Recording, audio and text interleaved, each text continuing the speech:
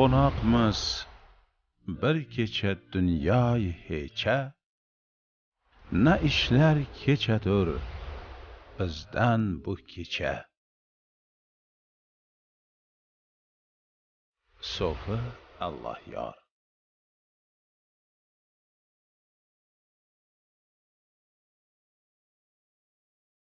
Haq va xalq suyuklisi.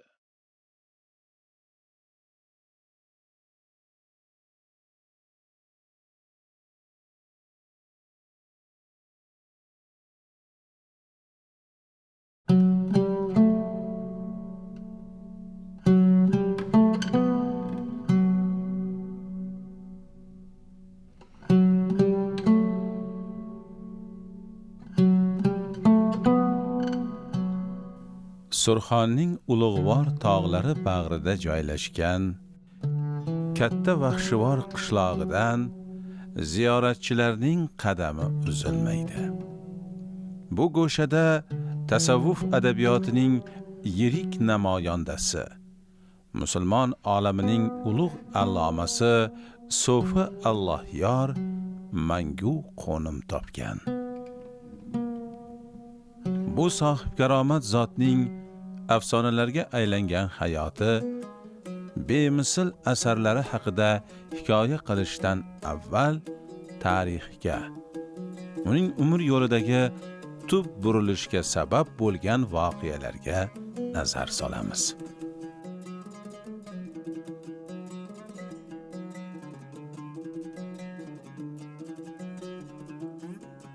Bismillahirrahmanirrahim. Elhamdülillahi Rabbil alemin. As-salatu vesselamu ala seyyidina Muhammedin ve ala alihi ve ashabihi ecma'in. Hazreti So'fi Alloh yor, atoqlik alloma, ulkan shoir, shayx, Xo'jagon Naqshbandiya sulukining murshidi komili, zohir va botin, ya'ni shariat va tariqat ilmlarida benazir bir siymodurlar. Tariqatda tavbasining sababi degan bir ibora bor. Bu tazkirat kitoblarida qo'llanadi. Ma'nosi shuki, tavbasining sababi degani nima degani?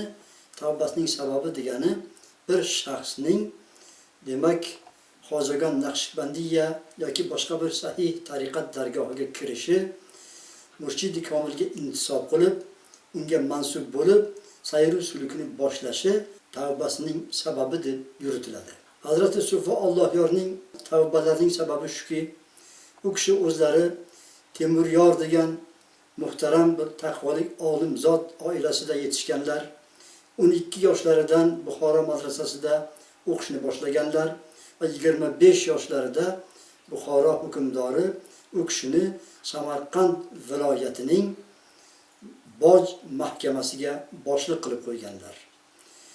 Kunlardan bir kun Hazrati Shayx Habibulloh Navruz degan zotning bir muridi Raston degan bozordan bir matoh olib, uni boj mahkamasiga ma'lum qilmasdan olib o'tayotganida Alloh yor hazratlariga duch keladi.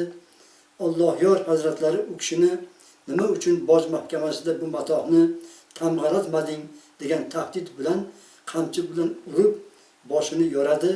Shu vujudlaridan qon oqqan holda pirning huzurlariga boradi. Shayx Habibulloh shunda, sizlar to'xtab turinglar, men Alloh yorni sizlardek bir yumshoq ko'ngilli qilib qo'yayin deya duo qilishlariga ishorat qilib, haqlariga duoyi xayr qiladi va duolari ijobat bo'lib, kechga yaqin Hazrat So'fi Alloh yor qalblari yumshagan, zor-zor yig'lagan holda pirning huzuriga kirib keladi. Va agar ijozat bersangiz, dargohingizda ta'lim olsam deydi.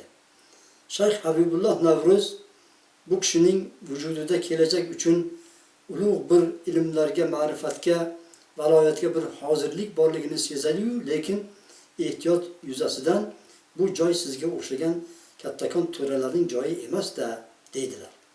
Shunda So'fi Alloh yorning bir ibratlik va u kishining ilmlariga, ma'rifatiga dalolat qiladigan so'zlari borki, tavfiq Allohdan, inoyat kibriyodan, hidoyat zul jaloldandir yo shayx deydilar. Mana shu so'zdan keyin Shayx Habibulloh Navruz u kishini muridlikka qabul qilajaklarini aytadi-yu, lekin ikki shartimiz bor. Birinchidan, mana shu o'zingizga ma'lum ko'chalarda tilanchilik qilib kelasiz. Ikkinchidan, qassobning huzuriga borib, bizga bir kalapocha ich qorinlari bilan birgalikda idishga solmasdan shunday ko'tarib kelasiz deb shart qo'yadilar. Hazrati Alloh yor bu taklifni qabul qilib, tilanchilik qilib yuradilar. O'sha mahalda Alloh yor hazratlarining ikki qizlari, bir o'g'illari bor ekan. Ular otalarining tilanchilik qilib yurganlarini ko'rib, otamiz juda ham oqil zot edilar. Bir kunda aqldan ozib qoldilar deb hisoblashgan ekan. Keyin ikkinchi martasida qassobning huzuridan kalla pochani olib, uning ich qorinlari, ichaklarini hatto boshlariga dastordek o'rab shayxning huzuriga keladi. Aytiladiki, Sufi Alloh yor hazratlari qassobning huzuridan shayxning huzuriga kelgunlaricha valoyati sura, ya'ni valiylikning, avliyolikning birinchi maqomiga, birinchi martabasiga yetib bo'lgan edilar.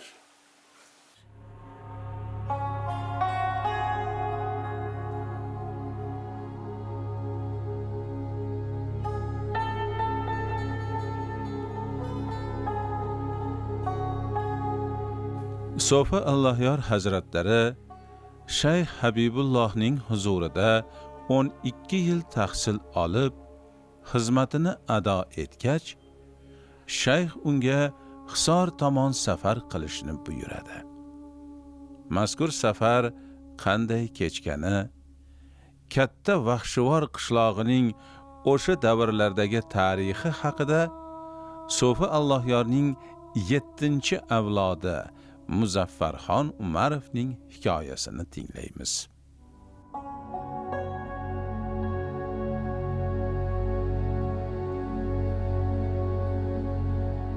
Biz tomonga qarab buyruq bergan pirlari.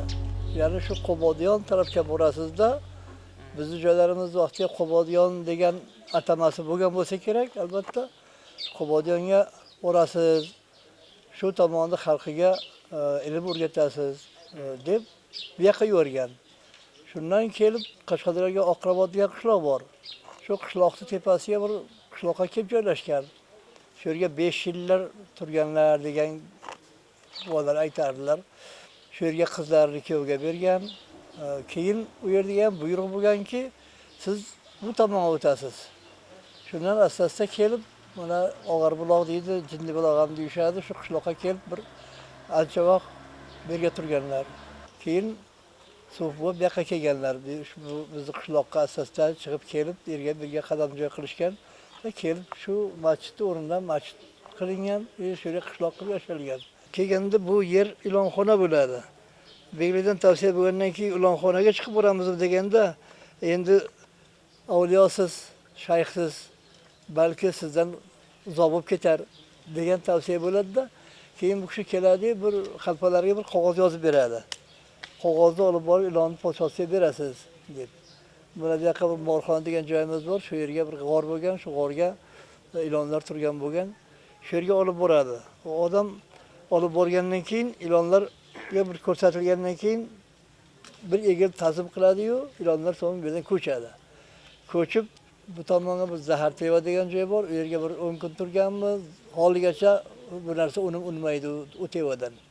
Undan keyin Surxondan o'tib Gavurgan degan joyga borib qoladi. Shundan keyin bir qishloq toza bo'ladi.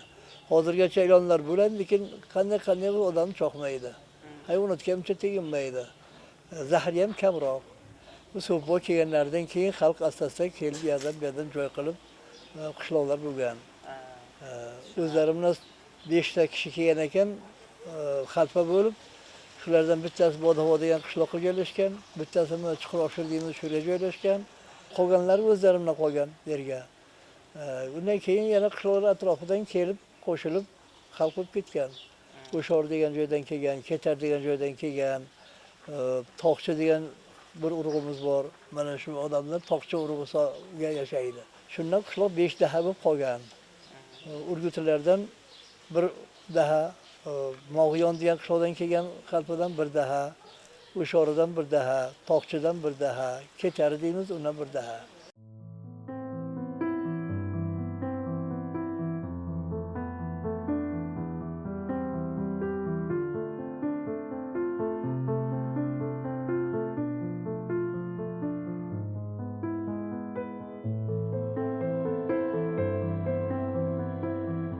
So'puvani keyin olamdan o'tganlaridan keyin Sidi Muhammad degan o'g'illari bo'lgan, o'g'il qandaydir bir narsa bo'lgan u Cho'nqaymish degan qishloqqa qarab ketgan. Asli vatan bo'lganmi yo shu yerga 1 yil yarim yil turgan bo'lsa, So'pva shu yerga borib qolganmi? Shundan borib shu yoqqa to'xtab qolgan. Aradan necha yillar o'tgandan keyin qishloqlarda shu paytlarda yav degan gap bo'lar ekan, bir-birini kelib talab ketar ekan. Shunda qishloq juda vayrona bo'lib qolgan. Keyin beglikdan odam borib, shu odamni topmasak bo'lmaydi endi, vaqtlar xarob bo'ldi deb, keyin beglikda odami borib, Cho'nqaymishdan nimani Sidiq Muhammadni qidirib borganda, Sidiq Muhammad olamdan o'tgan bo'ladi. U kishining 2 o'g'illari bo'ladi. 2 o'g'ildan biri Xo'ja Kalon degan kishi shu kishini olib keladi, bir o'g'il yo'qa qoladi. Hozir ham yaqingacha bordi keldi, bor edi, qiz olib qiz berish bor edi. Hozir u narsalar endi esdan chiqib ketildi chog'i. Tanish ham kamayib qoldi. Bu yerga u kishi keladi-da, shu yerga yashab boshlagandan keyin yovlarni hammasini quritadi. Ya'ni yovlarga juda kuchli odam bo'ladi, yovga bahas qiladigan odam bo'ladi. Shu sababdan yovlar keyin bostirmaydi shu yerda. Bu kishida 8 o'g'il bo'ladi. 8 o'g'ildan endi bizni buvamizni Eshon xo'ja der ekan, shu kishi bo'lgan otamizni otalari otasi. 8 o'g'ildan birini Rustam Eshon degan, birini To'ra Eshon degan, birini Sulton Eshon degan, Mahmudqul Eshon, Eshon xo'ja Eshon, Aziz Eshon, Said Eshon, keyin eng kenjalari Xo'ja Eshon der ekan, bu kishi urush yillari vafot etgan. Shundan beri shu xalq shu yerda yashab kelyapti. Biz ham unda shu avlod yashayapmiz. Bu tarafda kelganda kim bor So'pvon avlodidan desa, bizlar mana shu yerga hozir ham mana mazoratdagi shayx ham shu kishining avlodidan, mana u imomimiz ham shu kishining avlodidan. Endi biz qarisi biz shular ichida. So'pvonni o'zlari bilan 7 avlod bo'ladi. So'pvondan tashqari 6 avlod bo'ladi. Mag'zi haqiqat va hikmat bo'lgan kitoblar asrlar osha yashaydi. So'fi Alloh yor bitgan asarlar ham nafaqat yashab kelmoqda, balki o'sha kezlardan buyon dunyoga tarqalib, ahli basharga ma'rifat ulashmoqda. Yaxshisi, bu asarlarning qimmati haqida bilgichlardan eshitamiz.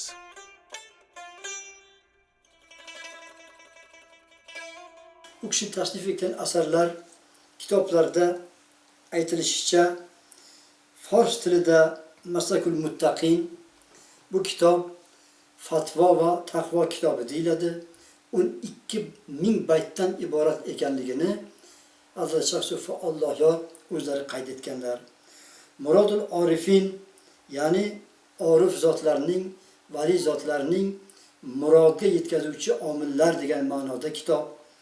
Maqsadul Muti'in, ya'ni amirlarga, ilohiy amirlarga itoat etuvchi zotlarning xazina manbai degan ma'noda va turkiy o'zbek tilida masnaviy shaklida Sabotul Ojizin, Fawzun Najot, ya'ni najot tantanasi, najot yutug'i degan ma'nodagi asarlarni tasnif etganlar. Hazrat Alisher Navoiy ba'zi bitiklarida she'riyatni bir rutba ekanligini bayon qilsalar, Muhammad Fuzuli rutbai she'r, ya'ni valilarga beriladigan ba'zi karomat turlariga kiritganlari ham ma'lum. Lekin bu shu ma'nodaki, o'sha inson albatta iymoni e'tiqodda dinu diyonatda sobit qadam bo'lgan, ya'ni iymon keltirgan, Allohni ko'pdan ko'p zikr qiladigan ahli zikr kishi bo'lishi sharti bilan mana shu maqom, mana shu martaba unga nisbat beriladi. Hazrat Shayx Sufi Alloh yor Maslakul Muttaqin kitoblarida 12.000 baytdan iborat dedik. Fatvo va taqvo kitobi dedik. Bunda haj arkonlaridan boshqa, haj ahkomidan boshqa hamma masalalarni jamlab nihoyatda benazir bir kitob qilganlar va bu kitobni o'qigan kishi, Sabotul Ojizin kitobini o'qigan kishi dar haqiqat bu asarlar Hazrat Shayx Sufi Alloh yor uchun Allohdan kelgan bir karomat ekanligiga albatta ishonchi komil bo'ladi. Sabotul Ojizin kitobi dunyodagi turkiy tilni tushunuvchi madrasalarning deyarli hammasida ham adabiyot, ham fiqh kitobi sifatida o'qitilgan. Bu asar Hazrat Shayx Sufi Alloh yorning hayotidagi butun eng sara asarlaridan bo'lib, shu bugungi kunda ham necha sharhlar asosida sevib o'qiladi. Bu kitobga, Sabotul Ojizin kitobiga ulug' olimlardan Tojiddin Yolchiqul o'g'li degan zot Risola-i Aziza degan bir risola bitganlar. Shuningdek yana Said Yahyoxon Farg'oniy summa Kobuli degan zot Hidoyatut Tolibin degan bir muhtasham sharh bitganlar. Mana shu sharhlari ham xalqimizning ma'rifatlik ilm ahllariga ma'lum. So'fi Allohyor nazmida hikmat quruq nasihat yo'sinida bayon etilmaydi, balki san'atkorona tarzda haqiqiy poeziyaga aylanadi. Uning har bayti zamirida buyuk haqiqatlar pinhon saqlanadi. Kishi ularga ma'rifat nazari bilan boqsa, o'qisa va uqsa, komillik sari yuksalib boraveradi. Hazrat Shayx Sufi Alloh yorning nihoyatda go'zal baytlari borki, buni qisqacha bir sharhlab o'tishimiz nihoyatda ilm ahli uchun ham, xalq ommasi uchun ham foydalikdir.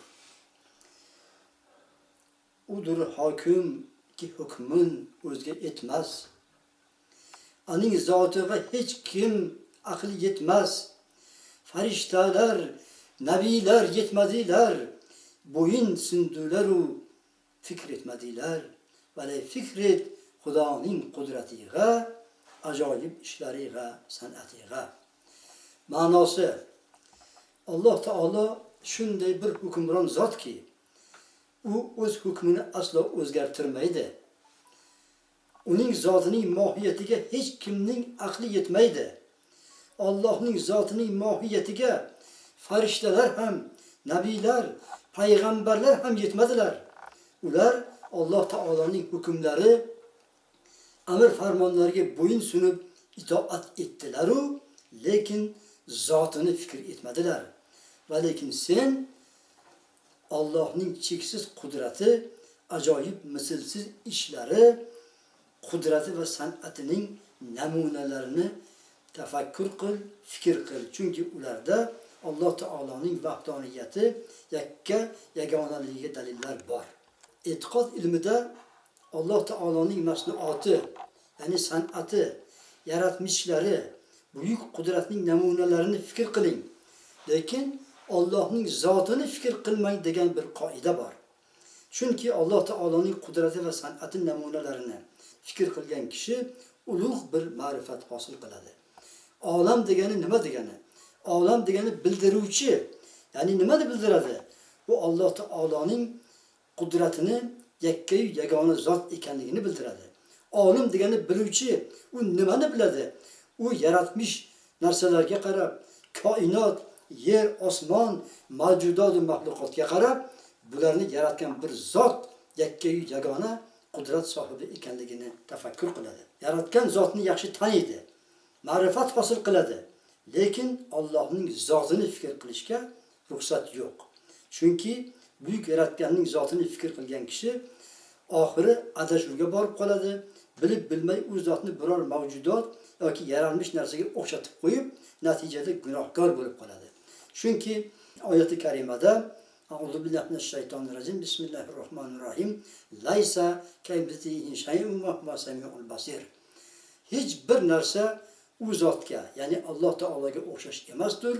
U zot haqqoniy eshitguvchidir, haqqoniy ko'rguvchidir. Hazrat Shayx Sufi Alloh hazratlari mana shu baytda mana shunday olamshumul ma'nolarni jamlaganlar. Sharq she'riyatida yulduz kabi porlagan Shayx Sufi Alloh yor bilan bir davrda hayot kechirgan yana bir ulug' shoir va alloma zot o'tgan. Bu zot bugun ham nomi o'tli g'azallari oshiqlar va oriflar tilidan tushmay kelayotgan Hazrati Mashrabdir. Ikki unutilmas siymoning Surxon zamiridagi uchrashuvlari haqida ko'p afsonalar yuradi. Afsonalar o'z yo'liga. Ammo bu didorlashuvning har ikki zot uchun ma'naviy ta'siri benihoya ulkan bo'lgani tarixiy haqiqatdir. Bu ikki zotning ko'rishishi Qur'on ifodasi bilan aytganda ikki dengizning ko'rishuvi, ikki dengizning birlashuvi misolidir. Ya'ni Qur'oni Karimda Majma'ul Bahrayn, ikki dengiz birlashgan joy degan bir ifoda bor.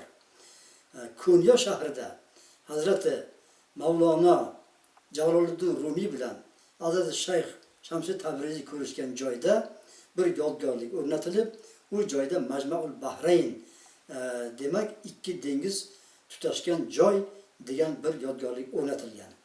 Mana shu ifodalardan kelib chiqib, bu ikki zotning ko'rishuvlarini ham ikki dengizning birlashuvi deb aytsak, bu ma'naviy jihatdan to'g'ri bo'ladi. Chunki Hazrat Shayx Qozi Bayzoviyning tafsirlarida bir olim zotning so'zi keltirilib, albatta o'sha Majma'ul Bahrayn, ya'ni ikki dengiz, ikkita dengiz bu o'zi aslida Hazrati Xizr alayhissalom bilan Hazrati Musa alayhissalomning o'zlari edi degan ifoda ham bor. Biz mana shu qiyosni ana shunday tafsir ilm kitoblaridan olib bir dalili bilan bayon qilmoqdamiz. Hazrati Bobo Rahim Mashrabning ulkan odoblaridan biri shuki, avval Isor deb atalgan, ya'ni Hazrat Shayx Sufi Alloh yorning hozirgi Surxondaryo viloyatidagi Vahshivor Oltinsoy tumani deyiladi. Vahshivor mavzeiga to'g'ridan to'g'ri bormasdan avval u zotning tug'ilgan manzillari bugungi Katta Qo'rg'on tumani atroflaridagi qishloqlarni, minglar qishloqlarini ziyorat qilib, bir she'rlarda ham ifoda qilib o'tganlar. Ana undan keyin u kishining huzuriga yo'l olganlar. Bobo Rahim Mashrab yozadilarki, topmasak sufi izini Katta Qo'rg'onda yurib, qushi Alloh yor deb azmi hisor istar ko'ngil. Ya'ni qalblari Hazrat Shayx Sufi Alloh yorni ziyorat qilishga moyil bo'lganlar va bu ikki zotning ko'rishuvi ilm va ma'rifat uchun ulkan ahamiyatga ega bo'lgan. Xususan Hazrat Bobo Rahim Mashrabning she'rlarida ilgari jazba, nihoyatda istig'roq holatlari kuchliroq bo'lsa, undan keyin shariat va sunnat demak poydevorlari tobora mustahkam bo'lib borganini ko'ramiz. Hazrat Shayx Sufi Alloh yorning ba'zi iboralari Bobo Rahim Mashrabning she'rlarida aks etganini ham kuzatamiz. Ikki zotning demak Vahshivorda bugungi Surxon vohasidagi ko'rishuvlari bu ilm va ma'rifatimiz uchun ulug' bir tarixiy hodisa bo'lib, bir-birlaridan ziyoda bir-birlaridan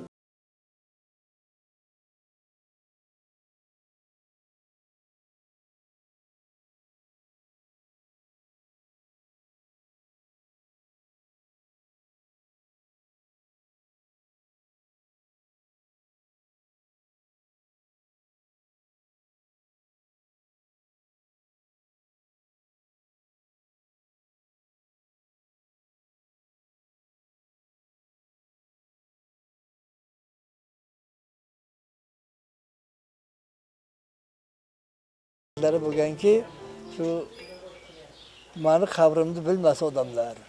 Ko'p oyoq ostib ketadi. Hamma joyda oyoq osti qilishadi. Odamlar kelgandan keyin hamma farosat bilan ishlamaydi-ku deb o'zlarining maqbaralarini bo'ylab qilgan. Bu yoqqa nariyoqqa tog' qilingan, tog' ham o'zlarining joyi emas. Aytyapman, qishloqlar vayron bo'lgan, yov talagan.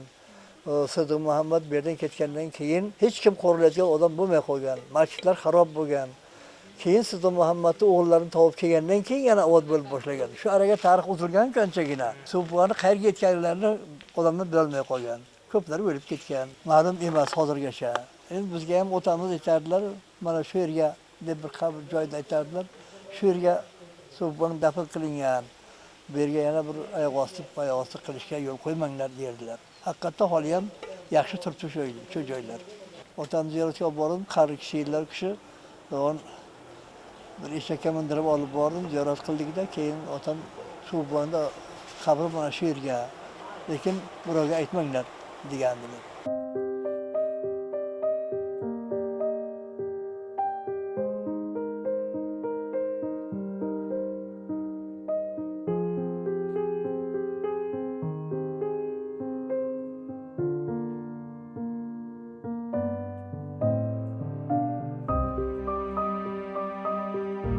Ziyoratgohdagi masjid so'pni olamdan o'tganlaridan keyin so'pni yoqib borib qo'ygandan keyin shu yerga endi bitta keladi, ziyorat qiladi deb masjid keyin qurilgan.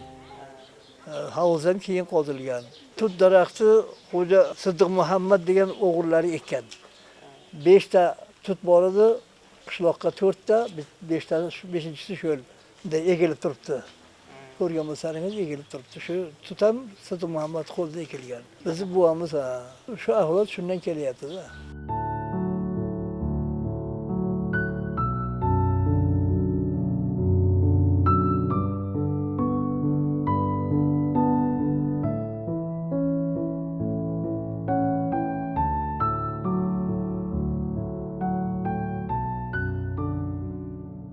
Hazreti Faridul Attor Tazkiratul Avliyo kitobining muqaddimasida bir go'zal hadisni eslaydilar.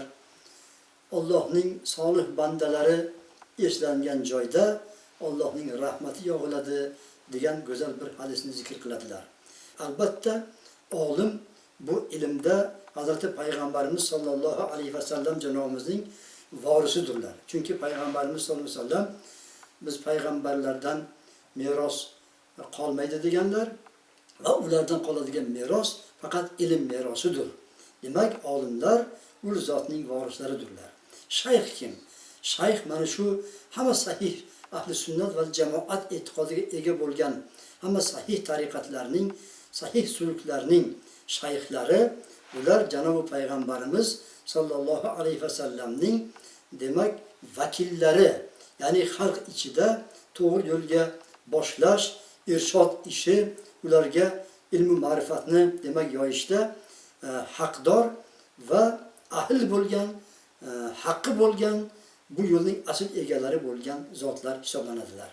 Ana shu ma'noda Hazrat Shayx Sufi Allohyor mana shu ikki xislatni ham juda ko'p allomalar qatorida o'zlarida jamlaganlar. Ya'ni ham atoqlik ulug' bir alloma, ham muhtaram bir shayx bo'lganlar. Mana shu ma'noda Janob payg'ambarimiz alayhissalatu vassalomning ham ilmda varislaridirlar, ham yana ma'naviyat, ma'rifat yo'lida ul zotning vakilidirlar. Asrlar o'zi bilan insonlar yodi-yu nomini yo'qlik qa'riga olib ketaveradi. Faqat olamshumul qahramonliklari, kashfiyotlari va insho etgan buyuk asarlari bor zotlargina bundan mustasno. Ular yodi qiyomatga qadar avlodlar qalbida yashaydi. Haq va xalq suyuklisi bo'lgan ulug' alloma Shayx Sufi Allohyordan meros ma'naviy xazina esa bashariyat uchun ruhiy tarbiyaning ulkan manbai bo'lib qolajak.